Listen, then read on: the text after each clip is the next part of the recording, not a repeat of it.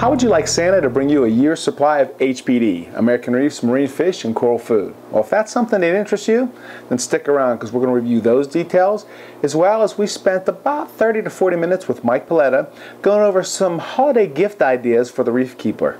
In this segment, there's a section where basically there's 2 gifts under 50 bucks, totally blow your mind. Again, if that's something that interests you, then stick around for the 2013 edition, holiday edition, of American Reef's Reef Tutor.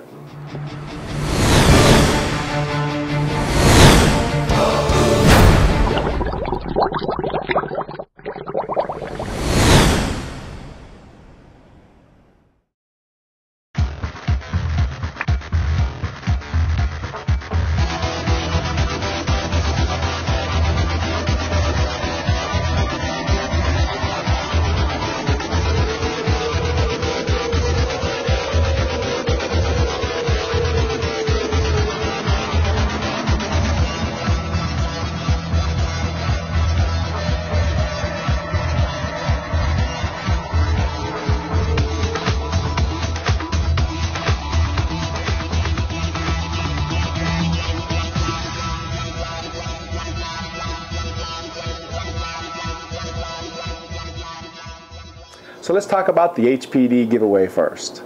So how do you qualify? Real simple. If you've purchased HPD within any time in 2013, meaning January 1st to the last day of December, then I'm going to take your email, throw it into that hat for the giveaway. The other way that we'll do it is if you are an active Reef Tutor subscriber. What I'll do is I will take your name, throw it into the hat, mix it up, and again, first week of January, what I will do is I will pull out the email address, and then from there I will give you a shout out, and from there you'll basically have your supply of HPD. So let's talk about, you know, that quantity aspect of it.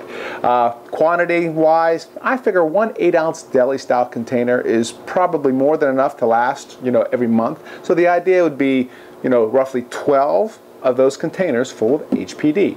And if you need less or more or whatever, you know, we'll work it out through the email and we'll make it happen either way. Let's take a second and talk about the holiday gift idea section.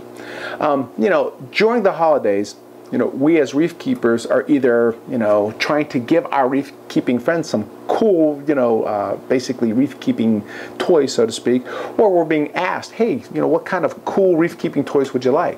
And the dollar value at which, you know, you can get those kind of cool toys ranges from, you know, a couple bucks to thousands of dollars, right? But the key as gift givers and receivers is really, you know, we want something cool. And that is the kind of guiding, we'll say, rule or underlying theme for that segment. Meaning, all these gifts are going to be very cool gifts that, you know, reef keepers will love. You know, one specifically, if you've seen the graphic in the intro to this video, right, it'll give you a clue, meaning, you know, for under $50, we're going to be able to see and capture all these bioluminescence in our tanks that normally, you know, we wouldn't be able to capture. And you're going to do that, and most people don't see that in their tank, and with, you know, a few cool little toys, you're going to be able to capture that. The second thing that this segment's going to do, it's going to line up the videos that we're going to produce for 2014. So every one of these toys that we're actually looking at, what we're going to do is we're going to create a video, and we're going to talk about why you want to use it, how to install it, that sort of thing. So ultimately it gives you an outcome preview of what you're going to see for the first kind of, you know, 3-4 months within the 2014 edition of the American Reef videos. So again, rather than me talk about it, let's go see Mike and let's talk about those cool holiday gift ideas. Well, as you all know, it's the holiday season. So I've been a good little boy, and fortunately the elves at Bulk Reef Supply were able to give me all the presents I wanted this year. I've been very spoiled in that I was able to get everything I pretty much wanted all in one spot. So I got a new Diablo skimmer to put upstairs on the 75-gallon tank. I got a delay timer. I got a little camera so I can now watch my tank all the time. But the biggest things that I've gotten are the Radion lighting, because I'm going to change over from LEDs, or from metal halides to LEDs. I also got these nice reflectors to switch over from the big Luminarc 250 or 400s down to 250s. I also got a new reactor, and all of these things are going to make hopefully keeping my tank that much simpler and that much better.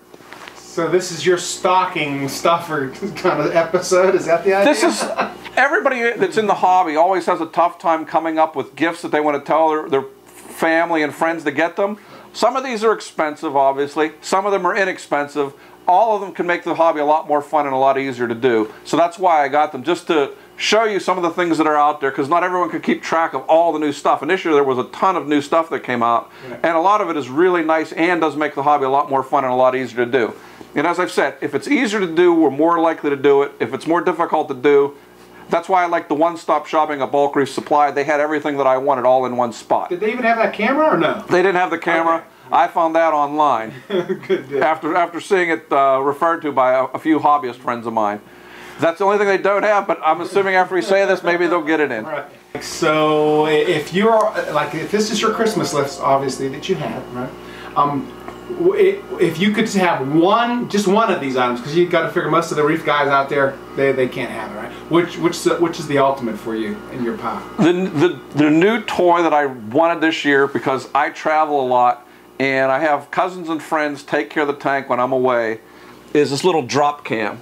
Because this does 8x zoom, and it'll allow me to focus in on the tank and see specific things, so that when they're feeding the tank or taking care of it, I'll have an idea. And the other thing I'm going to do is I'm going to move my Apex display out to the front of the tank so I can look at that as well. I can pick that up off my phone, but it's easier if I'm looking at them and saying, okay, this is a problem, this is what you need to do.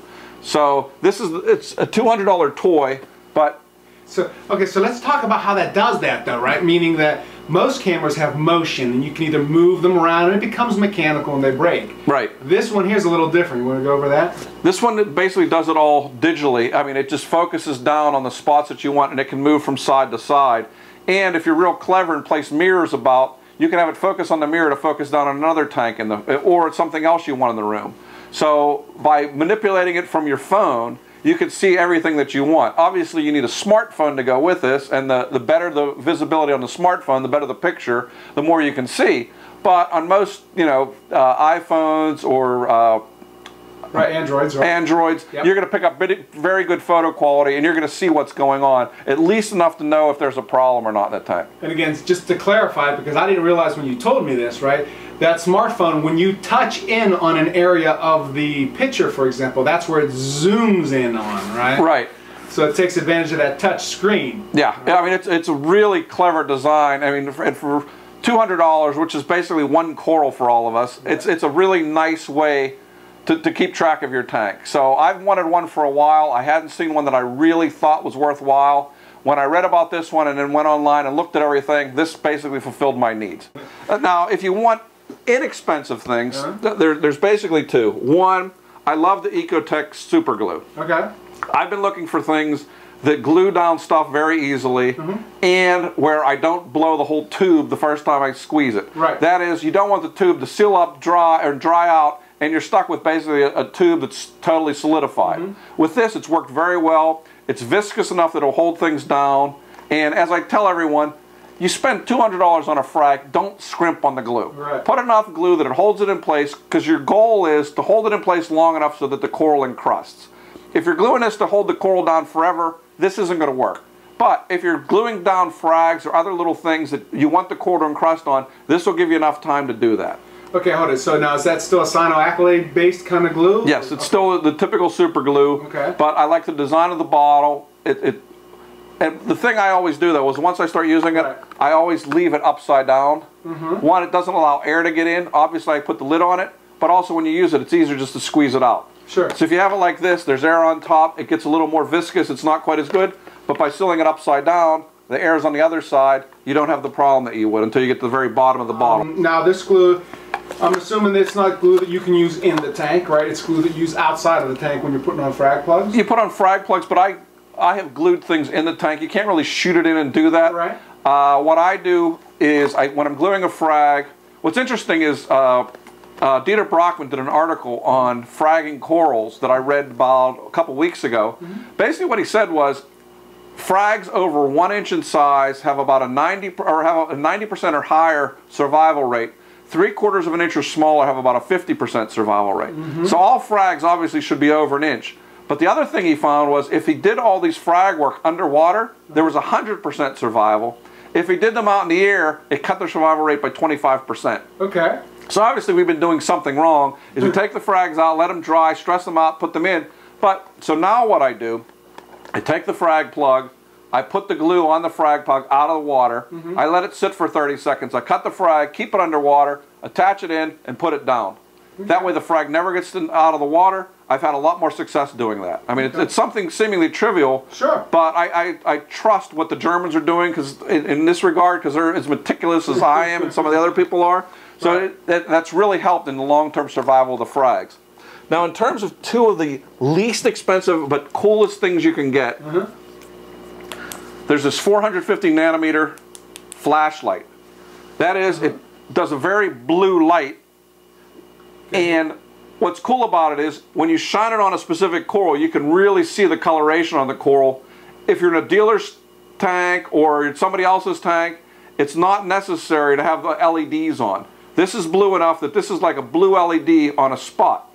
Now, if you want to take it one step further, you can put on these crazy looking yellow glasses. They're you. Let me just tell you. I know. And you really, really, really see the bioluminescence of the corals. Now, where I found this good is, one, if you get bored looking at your tank regularly just under LEDs, put these glasses on and it's a whole different tank. So it's like an LSD trip. Yeah, I was going to say, or if you're taking medicinal marijuana, this really helps a lot in looking at the corals. But from my point of view, where I really like this, as I've said, I've always some fragging stuff, and the frags always blow off into the reaches of the tank where I can't find them. Once the lights are off, if you shine this blue light and put these orange glasses on, you can see the coral luminescing somewhere in the reaches of the tank and pull it up and find it. I could never do that with a regular white flashlight or even with this blue flashlight, but in combination with these yellow glasses, which cost like $4, and this which cost like $40, it's the best investment I've made. I've already found 5 frags that have blown off, because after the lights go off, I go in and put these on and look around the tank, and I see things that I've forgotten that have fallen over and pull them back out. So from that standpoint, it saved me already. Well worth its price. Dirk at Reef Grip has this, and I'm giving Dirk a plug because one of the frag swaps, somebody stole his truck and $10,000 worth of his equipment. So he's a good guy. He goes to all the shows. So any of you that go to any of the frag swaps or any of the big shows, Dirk's always there with all of the most obscure products in the industry. So give Dirk a shout out in using this blue light. So the next question is, where do they get it? The blue light and the orange glasses. The blue light I got from Dirk's Reef Grip. Okay. And the orange glasses I got on Amazon. I can't remember specifically the name of them. I think they're Pyrotech. They're like $3.99 a set. And this, like I said, this is one of the coolest things. If you look at the tanks under the LEDs, it's incredible. But then you do this blue light and these, it's even crazier. So it's if you want to tell your kids what they get you for Christmas because they don't want to spend a lot of money, if they don't have any money, have them get the orange glasses. If they have a little bit of money, have them get the blue flashlight. Perfect. Okay, so again, those really are stocking stuffers, right? Yeah, price-wise, dollar-wise. They're perfect for all of us that want something that, you know, you can buy it for yourself, but when you're looking for something to have someone get for you, these are nice little presents. And I mean, hopefully you'll be watching this video through Valentine's Day and your birthdays. These are all things that you can look at for having other people get you that, you know, you may get for yourself, but it's easy for them to get. Sure. So in this regard, one of the other things is this delay timer for the skimmer. All of us that have skimmers have had the power kick off and the power kick on. The sump is partially full, 3/4 full of water. It's higher up than it normally should be on the skimmer. So as a result, the skimmer kicks on simultaneous with the pump. The skimmer overflows. It dumps all that gunky skimmate back into the tank. It goes crazy afterwards. The tank isn't real happy, and we're not real happy because we're lazy and didn't clean out our skimmate before that happened. So what this does, it basically delays the power to come on for 5 minutes. So it gives your pump 5 minutes to get the water level back down to normal. The skimmer then kicks on. You don't get that rapid skimmate overflow. You don't have any of those problems. So this is also a stocking stuffer. This is $50. And now where'd you get that? This I got from Tampa Bay Aquatics. Okay. And is it GFI or regular? It's regular. Okay, dope. But it also has a fuse on it in case you blow it. But everything I have is running on GFI in there. So by default, you're yeah, so I'm covered. And I've learned to keep everything up off the floor because wherever you get water, it finds your electrical outlets. So that's one of the things you should do is I use silicone and glue all of my power strips up and not where water can leak over them. So now, back on the outlet, as far as like power goes, right? If you say you bring up power for 1 minute, then it drops another minute. You know how you have like flickers on or off. It goes from the last time the power was set. Is that how it works? Yeah. Whenever the power comes back on, it delays it 5 minutes. No matter when. No matter when. Perfect. So you're always covered. You're always covered because it doesn't take long to get your sump to fill back up. Right. So I mean, even if it's up half an inch, I've had my skimmer overflow. Sure. So trying not to have that happen because it's just a mess. I was going to say that, and it's always kind of that cycle where it takes forever to get it back down, and yeah, and then you're constantly having to tinker with it because it's over skims once it kicks back on.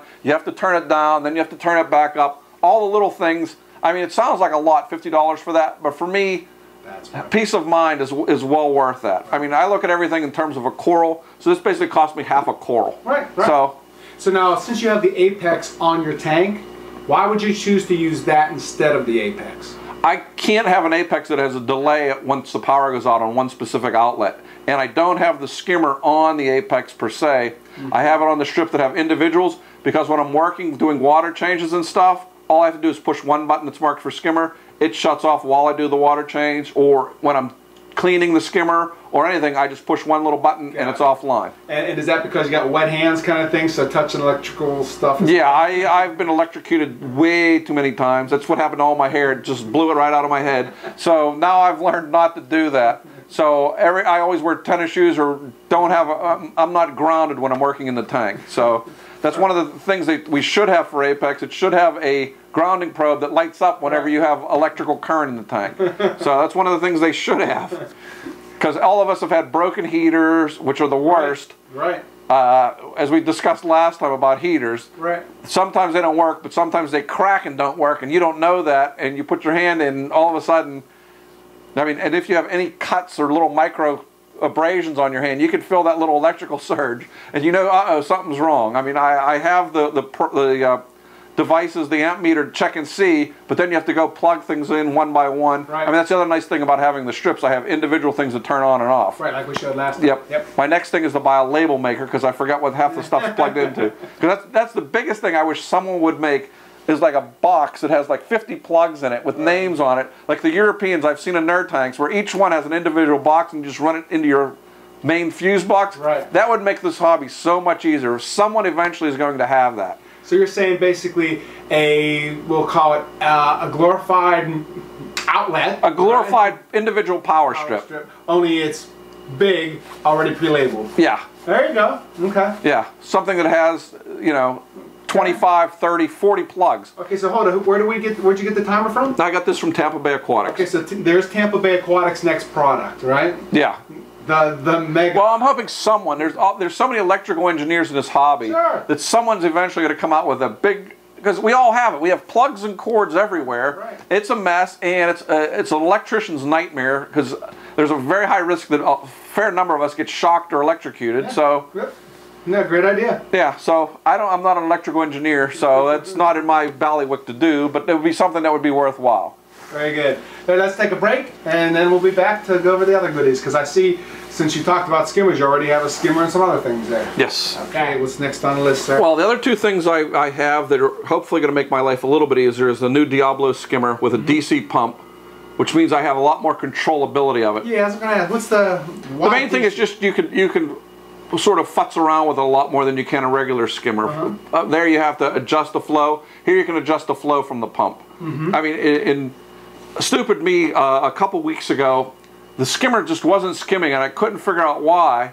And I'm fooling around, changing the water level. Here the skimmer had, the draw from the pump had gone flush with the side of the tank, and being stupid, I didn't realize that that's where I wasn't getting the flow. So obviously if you move it out a quarter inch, all of a sudden it draws in all the water and is working fine.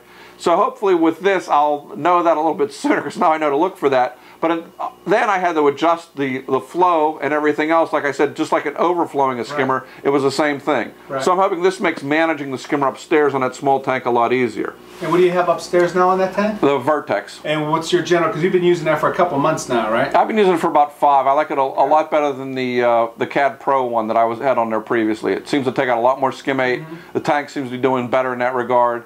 So I've been very happy with it, but always trying something new. Sure, sure. Yeah, that's the whole idea of all that skimmer stuff. Right? Yep. Sure. Now the next thing I have is this Speaking of Vertex, right? This Vertex media reactor. I've been running a Deltec reactor on my 300 now for about 10 years on different tanks. And the problem with it is it's almost impossible to take the top off to change the media. I have to have one of my kids or a neighbor or somebody hold it while I twist it. It's just in there so tightly. So this I like because it has a lot nicer means for extracting everything. You just twist it, which is always my favorite way, and you just lift it out. So it's a lot easier in that regard. You then fill up your media reactor. Look at that. And drop it back down in and tighten it up and you're done. So instead of spending half an hour waiting for people to come over to help you take the thing apart, as I said, the main thing in the hobby is if it's easier to do, you're more likely to do it. Obviously that was a good reactor at the time, but that was 10 years ago. This is, you know, it may not seem like much to have a media reactor that has newer technology, but this is a lot easier to maintain. Plus it has the gate valve to turn it on and off, how much flow you want through. So from my point of view, I'm a lot happier with this than what I've had before. And now what kind of media you're going to put in there? This is going to be for my GFO. Okay, and is that bulk reef supply GFO? It's bulk reef supply GFO. Okay, and that size that you've got there, that's just going to take care of your 300 gallon? Yeah. Okay, that's a lot of media. Yeah, well, I tend to over put in a lot of media because I have a lot of fish and a lot of corals and I feed a lot. So right now the phosphate is running there between 0.01 and 0.02, which is pretty much where I want it to be. I don't want absolute zero because then you get bleaching at the tips, because phosphate is something that the corals do need. They just don't need as much as the algae need. So you have that fine window you want to keep it at. Very good. So you're going to put GFO. What are you going to, like plumbing wise, you're just going to put it into the main pump? It runs off the main pump. The main pump will connect in and then it'll outflow. So all I'm doing is running different lines off of one pump. I'm not giving its own power head or anything else. I've tried to reduce the number of pumps I'm using to reduce heat and reduce electrical costs. You know, on that vein, let's talk about that for a second, because remember a few months back you swapped pumps out. Right. Let's talk about that for the... Yeah, 4 months ago I switched over from the Hammerhead to an Milwaukee 70, and I reduced the fittings coming out from 1.5 inches down to 2 3/4 inch ones. And to be honest, it made more noise and it was over pumping, and it didn't. I had a difficult time connecting it up to everything else. So I went back to the Hammerhead. It's actually quieter than the Milwaukee, because the Milwaukee used to be a very quiet pump, as I remember. But in that little small room, it made this kind of high shrill sound. So I switched back over to the Hammerhead, and it's worked very well. And I just have different pumps coming off, or different lines coming off it. There's one line that feeds the oxygen reactor, there's another line that feeds the frag tank, and there's a third line that feeds the GFO reactor. So I'm using one pump where I was using 3 before. And now, didn't you also have issues with heat? The Milwaukee pump was producing a 1.5 degrees more heat than was the Hammerhead. That was the biggest problem I had with it, particularly in the summertime when heat is my biggest problem. That's also why, part of the reason why I'm switching over my lighting system is I want more stability in terms of temperature. Right now, running the metal halides, I'm getting a 3 to 3.5, sometimes a 4 degree rise in temperature over the course of a day, which is not the stability that I want. I mean, people talk about using the LEDs for a lot of different reasons. One of the reasons I want to use them, one, I think I can now get the optimal lighting with what I'm going to do, which we're going to talk about in a little bit. But 2, I think I can get a lot more stability in the system. And when you have stability, you tend to get much greater growth than when you're constantly fluctuating a lot of different variables within the system. And I guess that explains the stack of radions in your back corner there. Yeah, Santa was really good to me this year. And he brought me 6 Radion Pros. And I spent a fair amount of time talking with the people in the hobby that I trust in terms of lighting. I talked to Sanjay, and I talked to Jake Adams, and I talked to Victor at Worldwide Corals. And there was a lot of different opinions, and basically they all said, well, your tank is thriving now, why do you want to switch it over? And, you know, obviously the mindset is, okay, you want to do something new, something cool, and these are the newest, coolest lights out there. But I also wanted to do the best way of lighting. So I'm doing something a little bit different, which I'll talk about more. I'm not just going straight to these kind of lights. But these are the best LEDs I found, and these are what the consensus opinion was, these are the best LEDs out there. They're a little bit more expensive, but the difference is they're running them, they have better lights with a wider array of colors, so you really get the nice vibrancy in the corals. You can adjust it fairly easily with their online wireless system, And for me, I'm looking for something that's easy to maintain. Right. And these are very easy to take care of. So from that standpoint, this was my choice over some of the other ones. Right. I had run LEDs before upstairs, and I was very, very dissatisfied with them. Right. Those were the aqua illumination. Those were aqua illumination, and I wasn't happy with what they did to the A cans. I overall wasn't happy with how the tank thrived or was doing well. So I switched it up. The tank upstairs is now on a T5 and LED system, and I'm pretty happy with what that looks like. We'll show some pictures of that later on. But with this, obviously with a 300-gallon tank, I'm going to be running 6 of these on it. So not a 6, and what else are you running on it? 6, and what else I'm doing that's going to be different is I'm going to be running the tank with 250 watt 6500K Sakis, but I'm going to do it differently than we have done in the past. Previously, what we typically did with LEDs is we ran metal halides as the primary light, and we supplemented them with LEDs. In this system, what I'm now going to do, I'm switching over from the 400 watt radiums that I'm doing to 250 watt Iwasakis. The main reason I'm doing that, I'm just going to run these Iwasakis for a couple, 3 hours max per day. The reason for this is, I remember 14, 15 years ago seeing Sanjay's tank, his tank and the Penn State tank, where he was running the 6500K Iwasakis.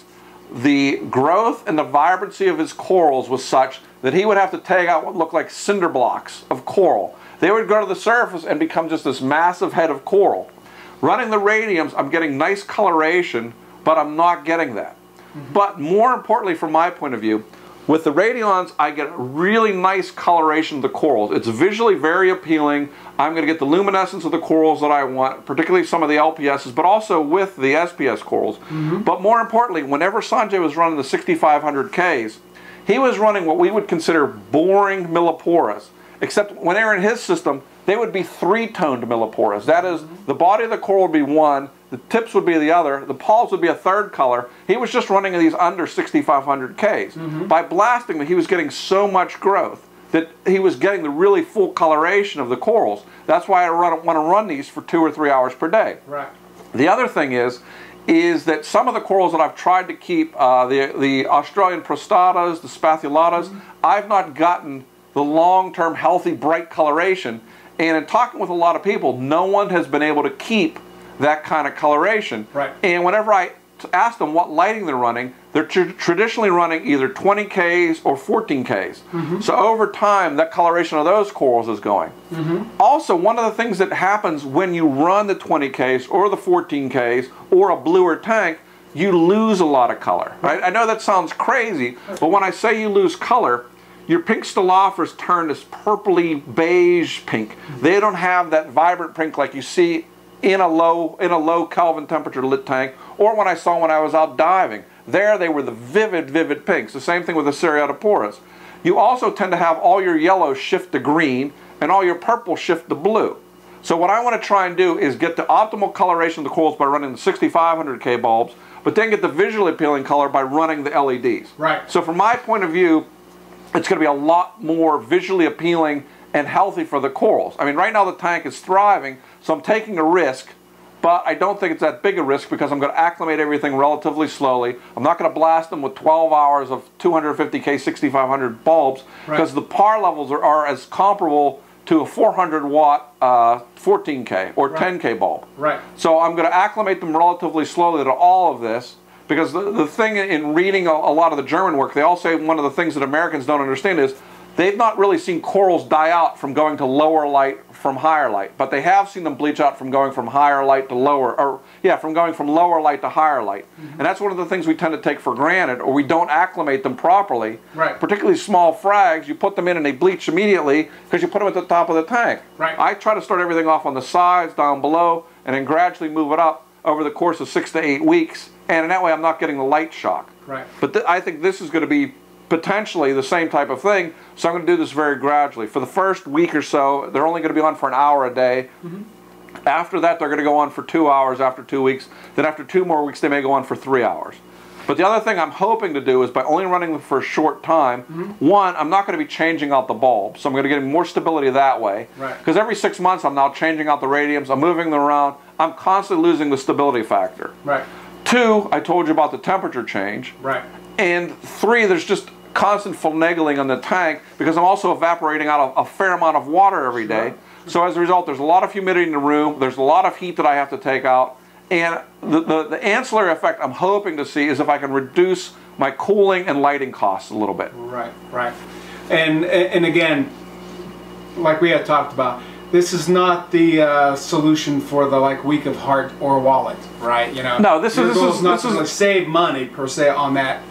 We jokingly say we're going to save money, but we all know our saving money is we're just going to buy something else. Right. When we save money in a hobby, we just buy more stuff. It's not like, okay, I have $200 to spend. Okay, if I spend the $200 on lighting, or I spend the $200, I'm going to spend $100 on lighting and $100 on corals. We're still going to spend the same amount of money. And everybody I talk to says the same thing. Yeah, I saved some money, but I still spent it on something else. I bought a new toy. I bought something else. That's typically what we do in the hobby. You have a set budget. It's where you're spending it. So I'm not really going to save money per se. I'm just going to spend it on something else. Right. And you won't have to worry about temperature, knock on wood, right? So it'll unfortunately, as I said, one of the lighting gurus I talked to was Sanjay, and unfortunately he lost all his acros from his tank going up while he was at Magna. Right. And one of the reasons is the tanks tend to overheat is metal halide lights. Right. So I mean, right now using my Apex controller, I do have my lights on it. So when my tank gets over 82 degrees, all the metal halides shut off. Right, right. And since this is in a basement, this is the coolest part of the house, and in the summer, this is where the air conditioning vent keeps the room. But I spent a lot of money primarily air conditioning that room over the summer. Right. I had to keep that room 5 degrees cooler than upstairs just to keep the tank at a reasonable temperature. Right. And even with that, with running 4 fans and air conditioning, I still had the lights shut off most of the time for a couple months. Right. So I'm hoping all of this keeps me from having to do that. And so even if that Apex, for example, you know, there's a programming error, we know how technology fails, right? Even if it fails, from your perspective, and your lights are only kicking on 2 or 3 hours, right? So you're not going to blast them there, and then by default, that heat factor will always remain at least under control using the LEDs. Right, and the Iwasaki's last forever too. So one of the other things, places where I'm going to save money, right now I'm spending roughly $90 on 3 bulbs twice a year. Right. So I'm spending roughly $540 just on replacing bulbs. These Iwasaki's from Bulk Reef Supply were about $70, and running them 2 or 3 hours, they should last 4 or 5 years. Right. So I'm not having to change out the bulbs, which may not sound like a lot, but that basically pays for 1 Radiant Pro every year. Sure. So if they last 5 years, I've basically paid for the Radions. Right. So I mean, that's how I look at it. I mean, I'm not in this for the short term. I basically do everything like a mortgage. Okay, how long is this going to last? How much money am I going to save? Right. And like I said, I'm not really looking. I know I'm not going to save money. I'll just go buy something else. I mean, I'll buy the $600 hogfish or something for the money I save. I mean, realistically, that's what I do. Right. And that's what most of us do. Right. And I guess the interesting part about this, again, is that aspect of you're doing it because you want great coloration and growth. Right. I'm trying for the best of both worlds. Because the typical trade-off has been, okay, you run the radiums, you get the nice coloration, but you get very slow growth. Right. With the LEDs and running these for a short period of time, I think I'm going to get the explosive growth, which is also going to give me the great color. Right. But with the LEDs, I'm going to get the bioluminescence, I'm going to get the whole package. To me, this is the optimal way to light a tank. I mean, it's an experiment, and we're going to look at this over the next 6 months, year and a half, just to see what has happened. And videographically and photographically, because I'm also doing an article about this for Coral Magazine just to show how things change over time, because this is sort of the be-all and end-all. I mean, I don't look for things to logarithmically get better in terms of the lights. I think we're pretty good right now, but I don't think for things to, exponentially change. Right. So if these last me 5 or 6 years and something changes dramatically in 5 or 6 years, that's fine. Right. Because over that time, basically they will have paid for themselves from my standpoint.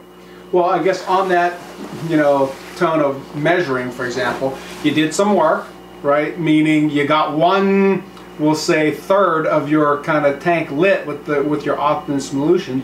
So maybe what we can do is take a minute and we'll go take a look at that, and you kind of show what you've done there. Yeah. And then maybe we can get back to the, you know, the more Christmas kind of stocking stuffers. That's fine. Yep.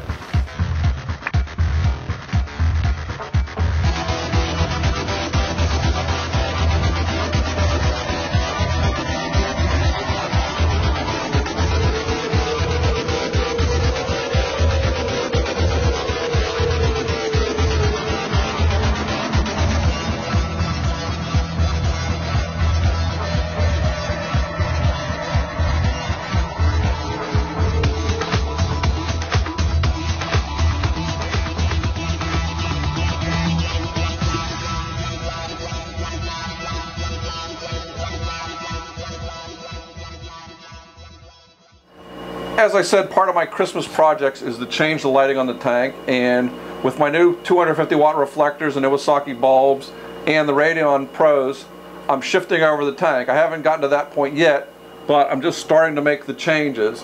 I had to cut the hood to allow for the space to go in. Obviously these take up a lot of space. Right. These take up less space and look a lot less intrusive in the overall looking at the tank. So that's one of the things I like about it. Right. But what else I like about it is the overall coloration. You can see the differences in colors of the tank right now because I'm running 250 watt Iwasaki 6500K, Right. 1400K Ushios, and 20K Radiums. Yeah, and you can see it. You can see the yellow, blue, blue, purple. Yeah, right? you can see how much the color shifts from side to side, but you can also see how much brighter or clearer the colors are under the lower Kelvin temperature. Yeah. They're not sort of washed out and all blended together. It's not quite as pleasing to look at, but the corals are more vibrant. Right. So I think only by looking at and comparing them can you actually see the differences between them. So over the next week or two, actually hopefully over the next few days, I'm going to take these 400 watt metal halides completely off, shift them over. I just got my electric bill. I'm going to tell what the differences are. I'm going to write everything up. Like I said, there's going to be an article in Coral Magazine where I talk about the financial aspects of shifting everything over. Yep. But I'm also going to talk about some of the other parameters, the humidity in the room, the heat change, all the numbers that I can show you numbers here or talk about them. It's just not quite the same. Right. But in Coral Magazine, you'll at least be able to read about the numbers and see how much things have changed once I do this overhaul. So I think that's going to be a nice project over the holidays. Since the kids aren't here or they've pretty much grown up, it's time for me to fool around with a kind of toys and projects for myself. And since this is the next big step in improving this tank, right, that's what I'm planning on doing.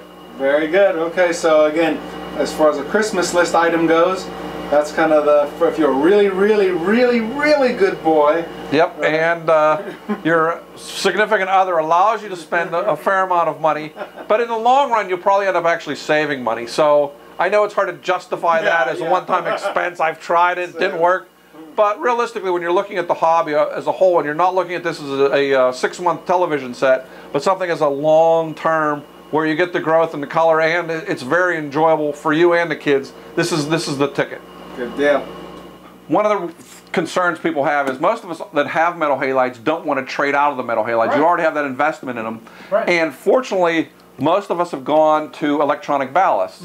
Now, if you got the good Lumitech ballast, something like this, the advantage of it is you can switch it down to 250 watts. So instead of having to get all new ballast, all I had to do was shift my ballast down to 250 watts. Right. So that's a cost savings. Now there's one other small gift, which those of us that have been in the hobby a long time know one of our enemies is rust. As Neil Young said, it's better to burn out than it is to rust, because rust never sleeps, and it never sleeps on a saltwater tank. Right. These are stainless steel hinges. Yep. These are supposedly going to last forever, but I have friends that manufacture stainless steel. What they said to me, stainless does not mean it doesn't rust, it simply means it rusts slower. And the higher the quality of stainless steel, the slower the rusting, but they all still rust.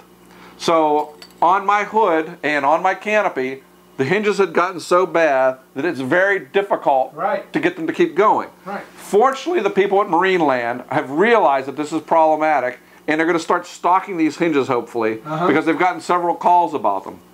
Now, that's all well and good, but the hinges only last about 18 months in a saltwater environment. So they have come up with a product that is a boon to anyone that keeps a saltwater tank. Rust-Oleum makes this. It's never wet. Now, it's a two-part process where you spray on the one coat, then you spray on the B coat, and I spray on both front and back, and it basically sort of puts this little frosty coating on everything, but once you put it on, water does not touch it. Water beads off like water and oil. It's the same kind of thing, and I've already done it on here, and it is so much easier to open and close the doors. I don't have to worry about splashing. I don't have to worry about, this will basically last forever. Right. So if you have a tank and you want to get, this is $20 at Home Depot. I bought the last one they had. They got in 50 of these and they sold them out in a week. So it's a very popular item because everybody has water problems, but you can spray it on anything. I only used about a third of this, so now I'm finding new things to do. Like I worked in the garden, I sprayed the wood so it's now coated so it doesn't rot. I do a lot of different things with this kind of product. Right. So for hinges, what you should do is don't take off all your hinges at once, but take them off one by one, spray them and put them back on. If you have anything that hasn't rusted yet, you don't have to do this just on your new hinges, you can do this on your old hinges if they haven't rusted too bad. If they have rusted too bad, you're pretty much out of luck. Sure. But for the point of view, this is a lot nicer looking than this is, and these are going to last pretty much forever. Sure. So how are we wrapping it up, Mike? Well, as you saw, I was a good boy this year, so I got pretty much everything I wanted. And as I said, one of the nicest things was I could get all of this equipment, for the most part, all the big stuff, from Bulk Reef Supply. It's nice to find a vendor that has everything, that's very knowledgeable. When I have any questions, I call them. I mean, the elves are helpful, but having someone that you can call or contact online makes it a lot easier. I mean, I understand and know most of this stuff, but there's always questions that arise, and it's nice to have someone that are hobbyists at heart and really take their customer's point of view and will try to help you as best they can. And particularly the holiday season, when you have that spirit, it's nice to have someone like that. And like I said, it's easier to shop at one spot than to look around a zillion different spots. And that's where I've been getting most of my equipment of late, because I have virtually everything that I want. And that makes my life easier. Yeah, and like I said, that's why they're a sponsor of American Reef. Good guys, honest guys that don't let you fail. Period, right? Yep, and that's the thing we want, is not to fail in this, because it's way too expensive. So on that note, have a Merry Christmas, right? And a Happy New Year.